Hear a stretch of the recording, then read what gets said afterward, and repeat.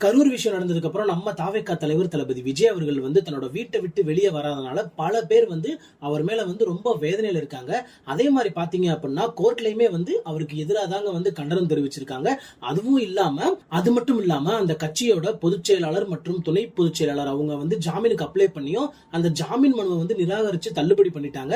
இதனால இப்ப ரெண்டு பேருமே தலைமறைவா இருக்க விஷயம் இன்னும் ரொம்ப அதிர்ச்சியை உண்டாக்கிட்டு இருக்கு. இது எல்லாத்துக்குமே முற்றுப்புள்ளி வைக்கிற மாதிரி நம்ம தாவேகா தலைவர் தளபதி விஜய் அவர்கள் பாத்தீங்க அப்படின்னா தினமும் குறைந்தது 4 to 5 மணி நேரம் தன்னோட மாவட்ட செயலாளர்களோட பேசிட்டு எப்படி இருக்கு நிலவரம், என்ன பண்றாங்க அப்படின்னு சொல்லிட்டு கேட்டுட்டு இருக்காங்க. அதே நேரத்துல அடுத்த வாரம் அதாவது அக்டோபர் 10 இருந்து 15 கரூர் மாவட்டத்துக்கு நேரடியா போய் பாதிக்கப்பட்ட ஒவ்வொரு குடும்பத்தோட அந்த நபர்களையும் சந்திச்சு ஆறுதல் தெரிவிக்க போறதாவும் ஒவ்வொரு குடும்பத்துக்கும் நிவாரண தொகையா அவங்க கட்சியில இருந்து அறிவிச்ச அந்த அமௌண்டையுமே கையில கொடுத்துட்டு வர போறதா சொல்லியிருக்காங்க. இந்த ஒரு செயல் நடந்ததுக்கு அப்புறம் தான் தன் கட்சியோட அடுத்த வேலைப்பாடுகள் எல்லாமே நடக்கும் அப்படின்னு சொல்லிட்டு தாவேகா தலைவர் தளபதி விஜய் அவர்கள் அறிவிச்சிருக்காரு. திரு புஷியானந்த் அவர்களும் திரு சிடிஆர் நிர்மல்குமார் அவர்களும் சுப்ரீம் கோர்ட்ல பெயிலுக்கு அப்ளை பண்ணிருக்கதா ஒரு தகவல் கிடைச்சிருக்குங்க.